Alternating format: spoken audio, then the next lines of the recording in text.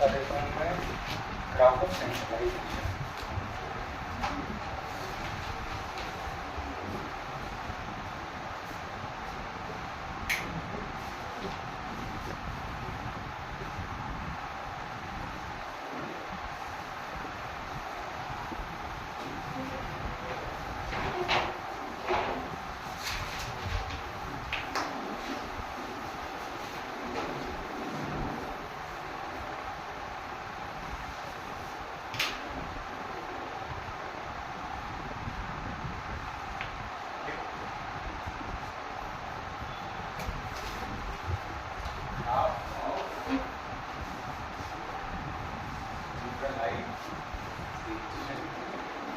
Centralisation का मतलब क्या है? केंद्रीयकरण। तो एंशिएंट इंडिया में केंद्रीयकरण कैसे हुआ? ग्राफ ऑफ सेंट्रलाइजेशन से बना।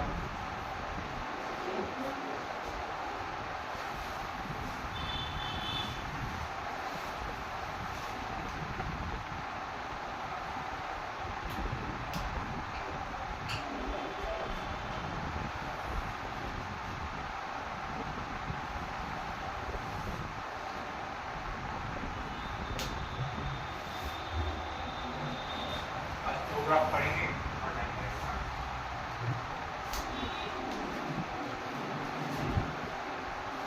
ये सेंट्रलाइजेशन केंद्रीयकरण अर्थात इसका भी सेम है।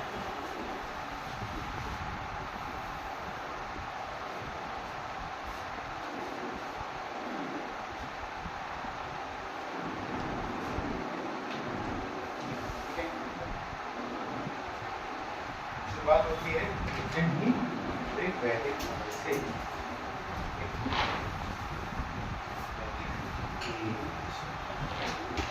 वैदिक एज।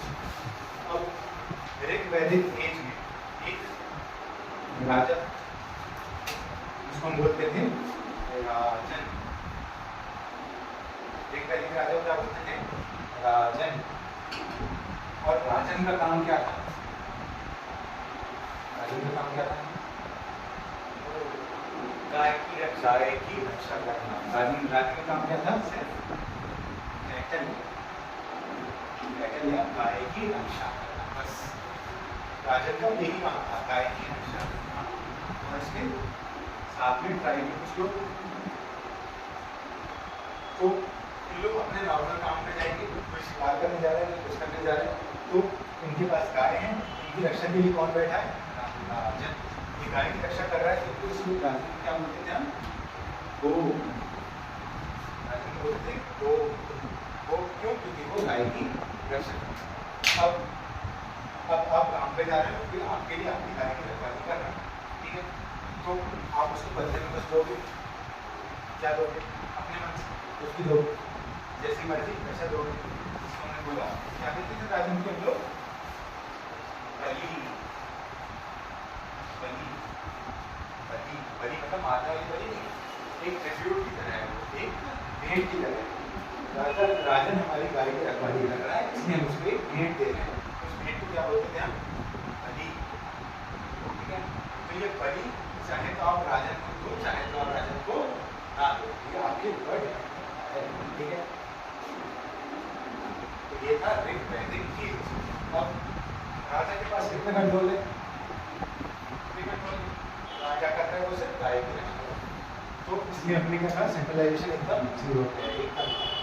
अब एंशिएंट हिस्ट्री में सेंट्रलाइजेशन कैसे बढ़ेगा ये देखिए। एक वैदिक एज में सेंट्रलाइजेशन नहीं, राजा के पास कंट्रोल नहीं। अब आएगा लेटर वैदिक एज।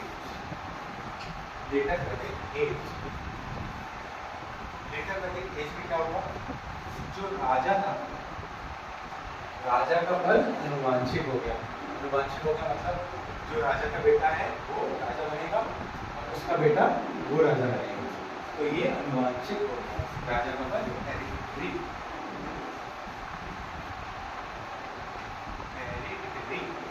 राजा का पद क्या हो गया? अनुवांशिक हो गया।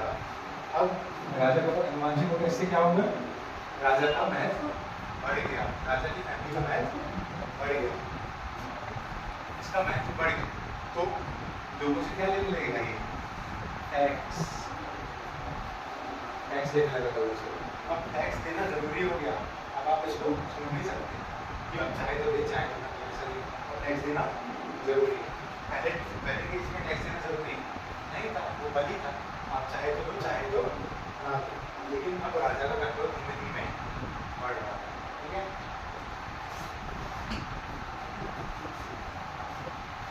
राजा का कंट्रोल बढ़ेगा, लोगों से टैक्स लेगा।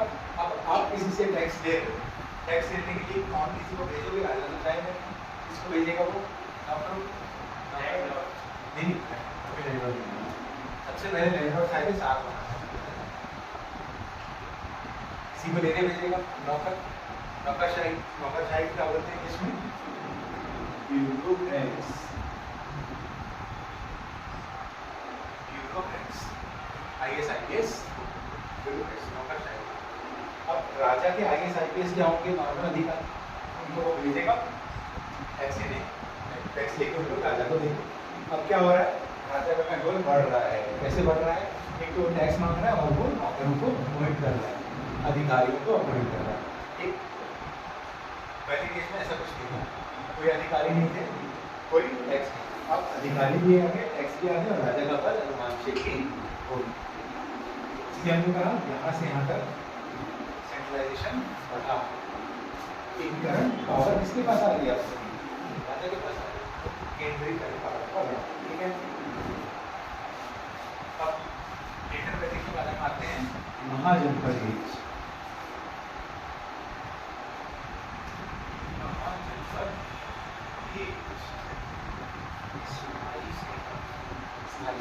इसके बाद महाजनपद एज, इसको हटा देगा,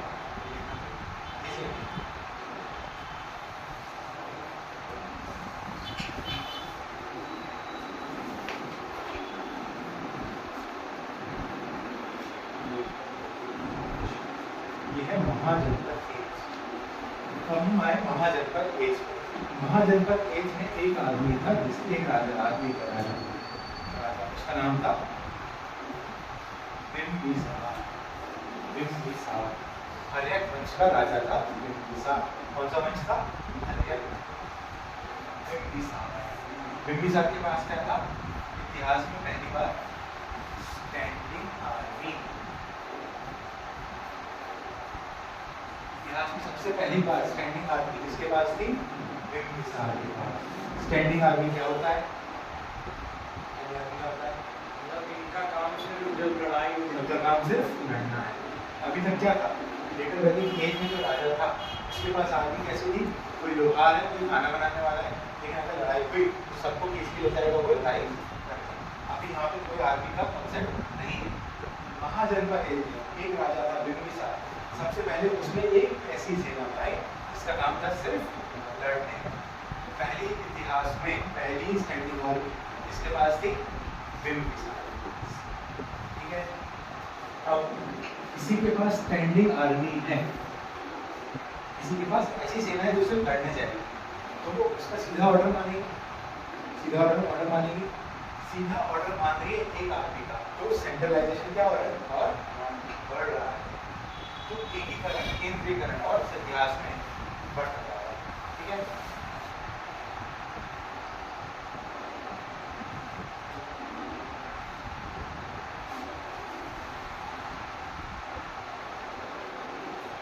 इसका अगर टाइम पीरियड लिखना तो लिख दो, 588 से 472 बिम्बिसार, 588 से 472 BC बिम्बिसार का टाइम पीरियड।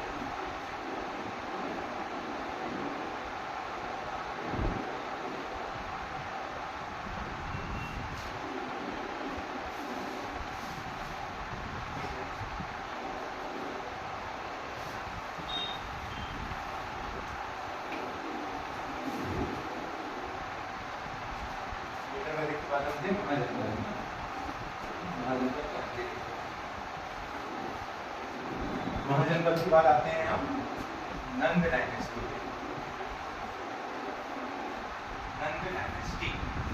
नंद डायनेस्टी की स्थापना किसने की थी, महापद्मा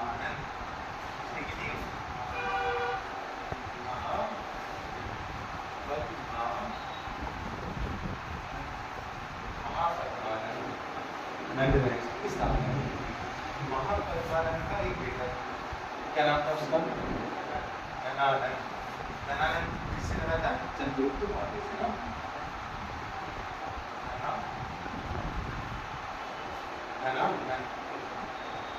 धनानंद अपने आप को बोलता था, क्या बोलता था? एक राम।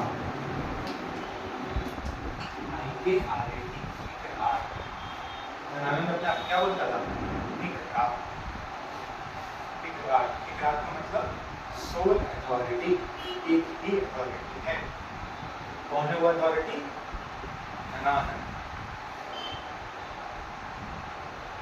धनानंद ने अपने आप को बोला इकरार, सोल अथॉरिटी, एक ही अथॉरिटी है पूरे किंगडम में, एक ही अथॉरिटी है। कौन है वो?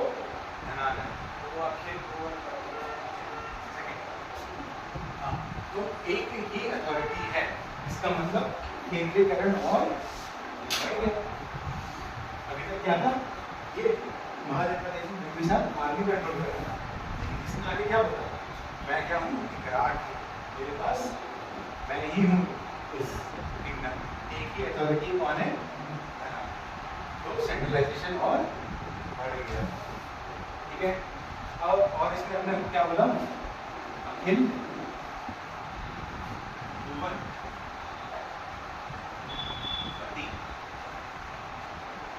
अखिल भुवन पति। अखिल का मतलब सब, भुवन का मतलब जमीन, पति का मतलब ओनर। तो सारी जमीन का ओनर कौन है?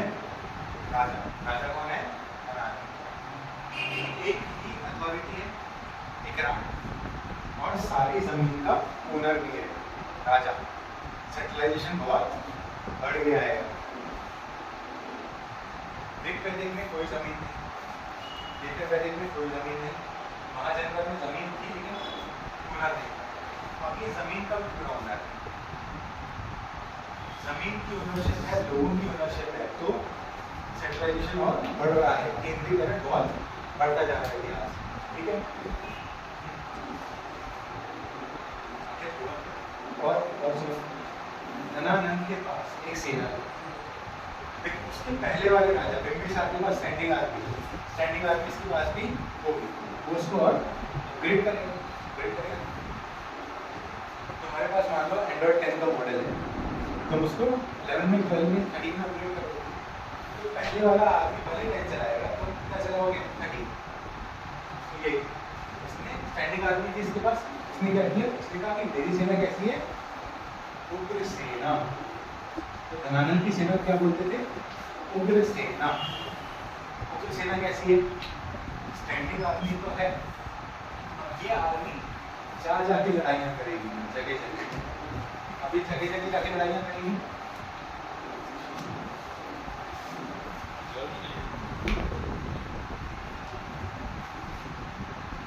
हाँ, तो उग्र सेना है, उग्र सेना जगह जगह जाके लड़ाइयाँ करेगी। क्या होगा? और ज़्यादा टेरिटरी उसके कब्जे में आती जाएगी। तो क्या हो रहा है? सारी टेरिटरी को खींचता जा रहा है, और अथॉरिटी कौन है? एक राज। कौन है वो? धनानंद। उग्र सेना धनानंद ने भी मानी। हाँ, ठीक है, ये होगा धनानंद की बात। नंद डायनेस्टी की बात इसको लिख दो।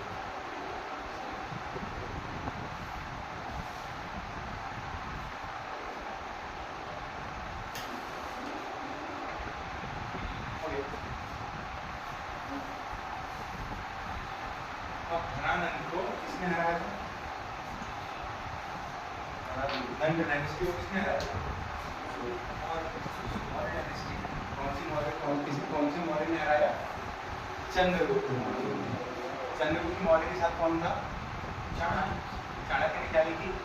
अर्थशास्त्र। अर्थशास्त्र क्या है? पॉलिटिक्स, पॉलिटिकल साइंस का ज्ञान है अर्थशास्त्र। अब एक बात ये नहीं समझना, अपन अभी पॉलिटिक्स जो होती है उसको हिंदी में बोलते हैं राजनीतिक शास्त्र को, और इकोनॉमी को बोलते हैं अर्थशास्त्र। हाँ, उन्होंने अर्थशास्त्र हाँ, उसका नाम अर्थशास्त्र दिया तो लेकिन वो इकोनॉमी की नहीं है, वो पॉलिटिकल साइंस की है।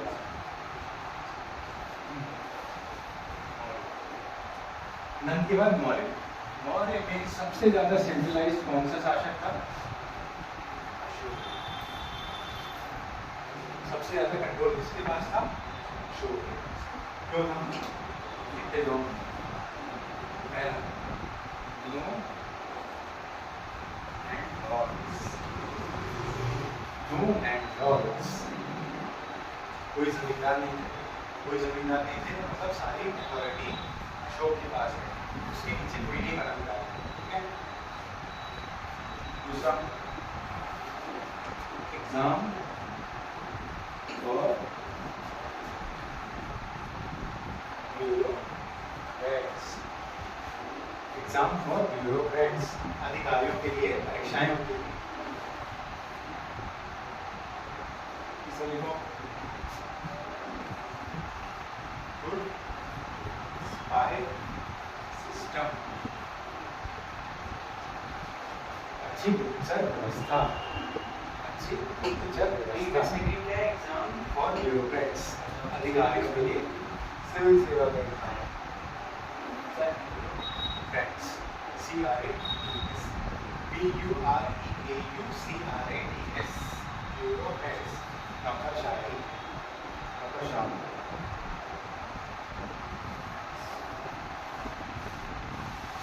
इससे क्या होगा? लैंडलॉर्ड्स नहीं, सीधा टैक्स आएगा राजा के पास, बीच को उठाने के लिए होगा।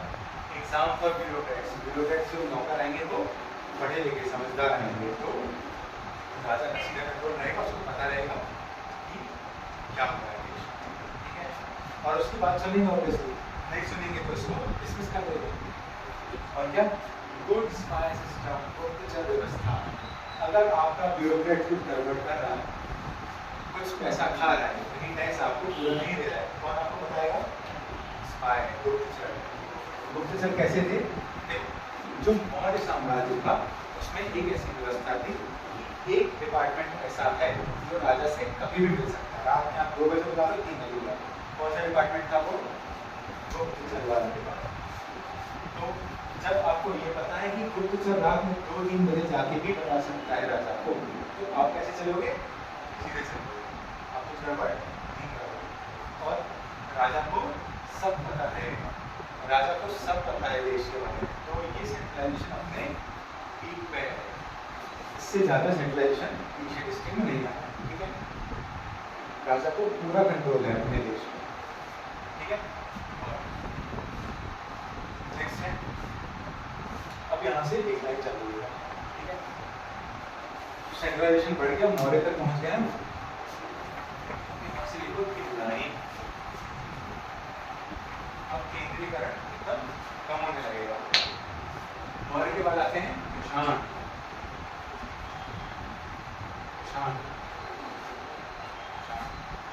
कुषाण क्या करते थे? कुषाण क्या करते थे? आर्य राजा को राज्य करते थे।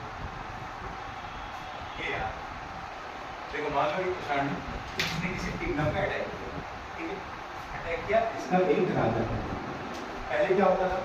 अगर आपने अटैक किया और आप जीत गए, आप राजा को मार दोगे और किंगडम हथियार दोगे। अब ये किंगडम भी कुषाण का हो गया। ठीक है। कुषाण क्या करते थे? यहाँ पे इसको हराया, राजा को बोला तुम्हें मारेंगे नहीं, तुम राज करो, तुम पूरा संभालो, ये हमारा किंगडम है, ये तुम्हारा किंगडम है। तो अपना जैसे कर रहे थे वैसे करते रहो, बस साल में एक बार मुझे ट्रिब्यूट या पैसा दे दो, साल के बाद मुझे पैसा दे दो, तुम अपना जैसे राज कर रहे हो वैसे राज करते रहो। इससे क्या होगा? कुषाण का एक राज ये हुआ, इस राजा का एक राज ये हुआ, तो सेंट्रलाइजेशन कम हुआ। इधर संभाल रहा है ये आदमी, इधर संभाल रहा है कुषाण का, सेंट्रलाइजेशन कम हुआ। तो कुषाण क्या करते थे? हारे हुए राजा को भी राज करने देते। इस कारण सेंट्रलाइजेशन, एकीकरण, केंद्रीकरण इसके में कम हुआ। ठीक है। कुषाण में कम हुआ। और कुषाण के ही समकालीन एक थे सातवाहन।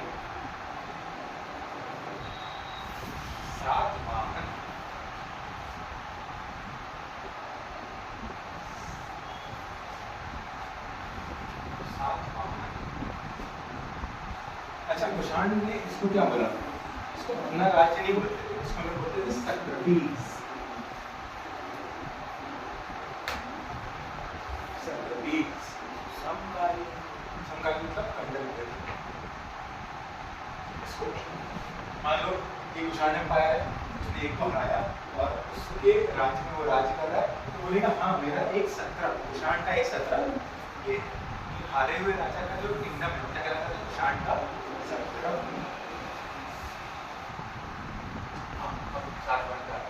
कुषाण के समकालीन, कुषाण के कंटेम्परेरी था सातवाहन के सातवाहन, ठीक है? सातवाहन के है। अब सातवाहन में सेंट्रलाइजेशन और कम कैसे होगा? सातवाहन के ट्राइबल्स,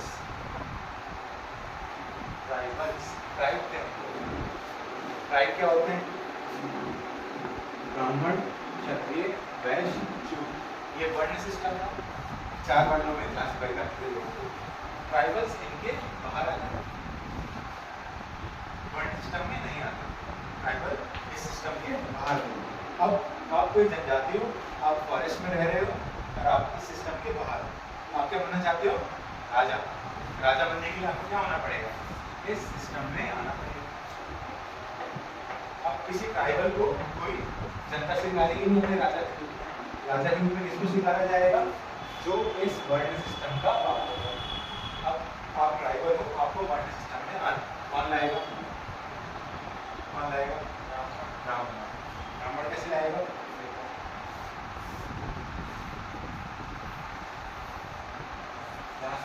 सातवाहन को पुराणों में बोला गया आंध्रास, आंध्र के आसपास, ठीक है? अब इन्होंने क्या किया? ये ट्राइबल थे, इनको वर्ण सिस्टम में आना था, इन्होंने क्या बोला? नॉर्थ से पंडित जी आप आओ, नॉर्थ से ब्राह्मण को बुलाया, पंडित जी को बुलाया, पंडित जी को इन्होंने नॉर्थ से बुलाया। अब पंडित जी आए, ब्राह्मण जी आए, उन्होंने बोला चलो ठीक है मैं यज्ञ करूंगा। कौन सा यज्ञ करूंगा? हिरण्य गर्भ दान। कौन सा यज्ञ? हिरण्य गर्भ दान। हिरण्य गर्भ दान, हिरण्य मतलब सोना, ठीक है? गर्भ मतलब दान मतलब, तो सोने का बना हुआ गर्भ आप पंडित जी को दान में दोगे। क्या मतलब? आप पंडित जी को क्या दे रहे हो? खूब सारा सोना दान में दे रहे हो। तो हिरण्य गर्भ दान यज्ञ से किसी को भी आप इस सिस्टम में ला सकते। अब पंडित जी आए, उन्होंने हिरण्य गर्भ दान यज्ञ किया और सातवाहन में क्या बना दिया? क्षत्रिय, ब्राह्मण, अब जो चाहो। अब आप इस सिस्टम में आ गए, अब आप राजा बन सकते हैं, ठीक है? तो ये कहानी क्यों है? ये कहानी इसलिए है कि अब ब्राह्मण आ चुके हैं साउथ में, है ना? साउथ में ब्राह्मण आ गए, उनको क्या मिल गया? सोना, अभी सोना मिला। फिर ब्राह्मण ने बोला अच्छा अब आप राजा बन गए हो, अब हमें क्या दो? और कुछ तो राजा ने क्या किया? उनको क्या दी? जमीन।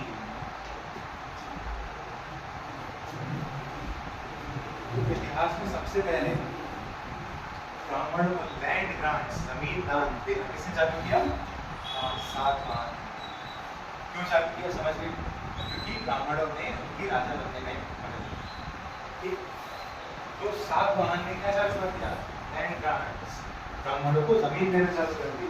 अब ब्राह्मणों के पास जमीन आई, जो पहले पंडित जी थे वो तो राजा से खुश थे, उनको जमीन मिली सीधी सीधी। अब उनका बेटा फिर बेटा फिर बेटा फिर बेटा फिर बेटा, जनरेशन पास होती गई। इन्होंने क्या बोला? तुम राजा हो गए अपने घर में, तुम राजा हो गए अपने घर में, ये जमीन मेरे बाप की है, हमारी नहीं है। अब जब ब्राह्मण को मिलेगी तब जमीन किसकी थी? राजा। उसके लिए जमीन किसकी? उसके बाप की। उसने बोला राजा को तुम राजा हो गया अपने घर में। इससे क्या चालू हुआ? इससे एक ये सेंस चालू हो गया कि ये जमीन मेरी है, जमीन मेरी है, राजा की नहीं है। तो बड़ा राज्य है, खूब सारे ब्राह्मण रहे होंगे, खूब सारे लोग क्या सोचने लगे? ये जमीन मेरी है। तो अखिल भुवनपति कौन था? नंद। सारी जमीन नंद की थी। अब राजा की सारी जमीन नहीं रहेगी, तो सेंट्रलाइजेशन, एकीकरण और कम होता जाएगा। क्यों कम होता गया? समझ गए?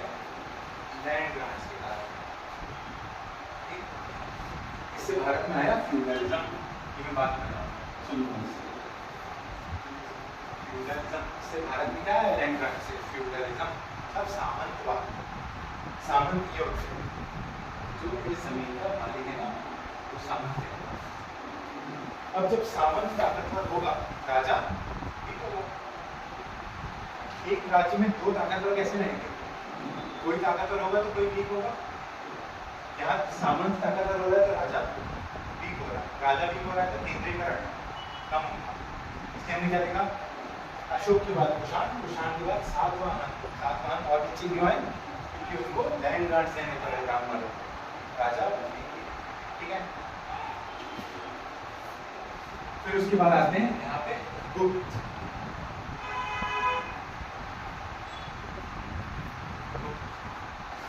गुप्त किसमें आएंगे? वैश्य। गुप्त वैश्य, गुप्त वैश्य। गुप्त को राजा बनने के लिए क्या होना पड़ेगा? क्षत्रिय या ब्राह्मण। अब वैश्य से आपको अपना वर्ण चेंज करवाना है। आप क्या करोगे? ब्राह्मण को बुलाओगे। ब्राह्मण क्या करेगा? हिरण्य गर्भ, फिर आपसे सोना लेगा, आपको बना देगा क्षत्रिय या ब्राह्मण। अब आप बनोगे राजा। आप राजा बने, आपने ब्राह्मण को क्या दिया? लैंड ग्रांट, जमीन देना चालू की। जमीन देना चालू की, फिर यही नाटक दोबारा गुप्त के साथ भी चालू होगा। ठीक, तुम राजा हो अपने घर में, ये मेरे बाप की जमीन है, तो अब तुम्हारी जमीन पे हिस्सेदारी कम होने लगी। तो जो सातवाहनों के साथ हुआ वही किसके साथ हुआ? गुप्त के साथ। उनके साथ और ज्यादा हुआ। उनके साथ और ज्यादा क्यों हुआ? और ज्यादा इसलिए हुआ कि सेकंड ऑर्गेनाइजेशन के ग्राफ में याद करो, गुणों का आक्रमण हुआ। एक तो गुण आपको ऊपर से पेड़ है, आपसे मारा, आपका बंदर तक तोड़ दिया, ट्रेन की तोड़ दी, ट्रेन खत्म, आपका फायर नहीं बचा, आपकी ट्रेन नहीं बची। ऊपर से सामंत ताकतवर हो गया। तो सेंट्रलाइजेशन, राजा के पास कौन सुनेगा? कोई नहीं सुनेगा। राजा के पास पैसा नहीं है, राजा के पास जमीन नहीं, राजा की बात अब कोई नहीं सुनेगा। केंद्रीकरण और नीचे। ठीक है, फिर यहाँ से गुप्त का डाउनफॉल हुआ। उसके बाद आते हैं राजपूत। राजपूत आपस में लड़ते रहते, राजपूत फिर भी बड़े हुए। ठीक है, तो ये था सेंट्रलाइजेशन का ग्राफ हिस्ट्री का। ठीक है, इसको हम एक बार फटाफट रिकैप कर लेते हैं। वैदिक समय पे राजा था, इसको हम बोलते थे वो, इसका काम था गाय की रक्षा करना। उसको लोग बलि देते थे। बलि क्या था? Voluntary tribute. वॉलेंटरी ट्रिब्यूट मतलब आप चाहे तो दो, चाहे तो ना। फिर लेटर वैदिक एज में राजा हुआ। राजा का पद क्या हुआ? अनुवांशिक। राजा का बेटा राजा बनेगा। राजा का महल बढ़ने लगा। राजा प्रॉपर टैक्स लेने लगा जनता से। टैक्स लेने के लिए उसने अधिकारी भी अपॉइंट कर दिए। तो राजा का कंट्रोल जनता पे बढ़ने लगा। फिर आते हैं महाजनपद एज। महाजनपद एज में एक राजा था, बिंबिसार नाम था। पहली बार उसने स्टैंडिंग आर्मी बनाई, ऐसी आर्मी जो से लड़ने के लिए। ठीक है, इससे जनता पे कंट्रोल और गहरा होता गया। फिर आते हैं नंद। नंद ने क्या बोला? मैं क्या हूँ? इकरार। मैं क्या हूँ? हित भुवनपति। एक ही अथॉरिटी है इकरार की, मैं सारी जमीन का मालिक मैं हूँ। हित भुवनपति और इकरार। नंद ने बुद्धि, सेंट्रलाइजेशन और बढ़ गया, केंद्रीकरण और बढ़ गया। अब आते हैं मौर्य डायनेस्टी। मौर्य डायनेस्टी में कौन था एस्टैब्लिश करने वाला? चंद्रगुप्त। उसके साथ था चाणक्य। चाणक्य ने भी अर्थशास्त्र। अर्थशास्त्र में क्या है? पॉलिटिक्स, पॉलिटिकल विज्ञान, पॉलिटिकल साइंस। उसमें सब है, स्पाई सिस्टम होना चाहिए, ब्यूरोक्रेट्स अच्छे होने चाहिए, कोई लैंडलॉर्ड नहीं होगा। लैंडलॉर्ड क्यों नहीं होगा समझ गए? लैंडलॉर्ड अगर होते हैं तो धीमे धीमे लोग ताकतवर होते थे। मैंने सबसे पहले क्या लिखा था अपने शो में? No landlords.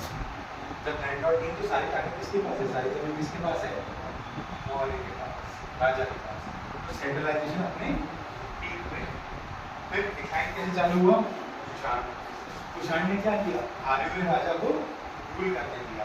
तो दो सेंटर ऑफ पावर बन गए, एक हारा हुआ राजा और एक कुषाण राजा। ये कहलाता था सत्रप। सत्रप सेंटर ऑफ पावर बने, ये यहाँ कंट्रोल कर रहा है, ये यहाँ कंट्रोल कर रहा है और ये इसको भी कंट्रोल कर रहा है। सेंट्रलाइजेशन थोड़ा कम हुआ, थोड़ा कम हुआ। उसके बाद आते हैं सातवाहन। सातवाहन क्या थे? ट्राइबल जंगल में रहते थे, उनको राजा बनना था। राजा बनने की क्या जरूरी है? वर्ण सिस्टम में आना। वर्ण सिस्टम में कौन लाएगा? नॉर्थ से आए हुए पंडित जी, ब्राह्मण। ब्राह्मण तो नॉर्थ से लाए, उन्होंने कौन सा यज्ञ किया? हिरण्यगर्भ। हिरण्यगर्भ दान किया। तो जो 7 वहाँ पे ट्राइबल थे वो क्या बन गए? क्षत्रिय ब्राह्मण या चूड़ामणि। अब वो राजा बने, राजा बन के खुश हुए। ब्राह्मण ने कहा हमने आपको राजा बनाया, आप हमें क्या दो कुछ, और वो अभी अभी राजा बनाया, उसके पास पैसे नहीं है, क्या देगा वो? जमीन। तो उसके पास अभी जमीन थी, पंडित जी को जमीन मिली, वो खुश हुए, उन्होंने अपनी खेती वेती की। लेकिन दिक्कत कहाँ स्टार्ट हुई? इनकी जनरेशन गिरती गई। तो जो उनका बहुत बात का जो भी मानती बात जो भी, उसने क्या बोला राजा से, ये राजा ये जमीन तुम्हारी नहीं है, ये जमीन तुम्हारी नहीं है, ये मेरे पुरखों की जमीन है, तुम्हारी नहीं है, इसके हक मेरे पुरखों का है, तुम्हारा नहीं है। तो इससे क्या हुआ? राजा की अथॉरिटी कम होती चली गई। राजा की अथॉरिटी कम होती चली गई तो सेंट्रलाइजेशन पावर कम होता है। उसके बाद आते हैं गुप्त। गुप्त के साथ भी सातवाहन जैसी कहानी हुई, वो भी वैश्य थे, उनको भी क्षत्रिय या ब्राह्मण बनना था, सब सेम कहानी हुई। उनके भी लैंडलॉर्ड ताकतवर हो गए, सामंतवाद बोलते हैं इसको। राजा वीक होना, राजा का वीक होना, सामंत का ताकतवर होना, क्या बोलते हैं? सामंतवाद। गुप्त के साथ भी यही हुआ। और क्या हुआ गुप्त के साथ? जो हमने इसको और नीचे लिखा है, गुणों का आक्रमण और उत्तरपद का खराब। आपके पास अपना राज्य भी बचा, आपके पास अपने पैसे भी नहीं बचे, और आपके पास सामंत भी मजबूत हो रहे हैं, तो राजा की कोई सुनेगा? तो राजा का कंट्रोल और ठीक है, ऐसी हिस्ट्री है तो उसमें जल्द से हम चालू करेंगे।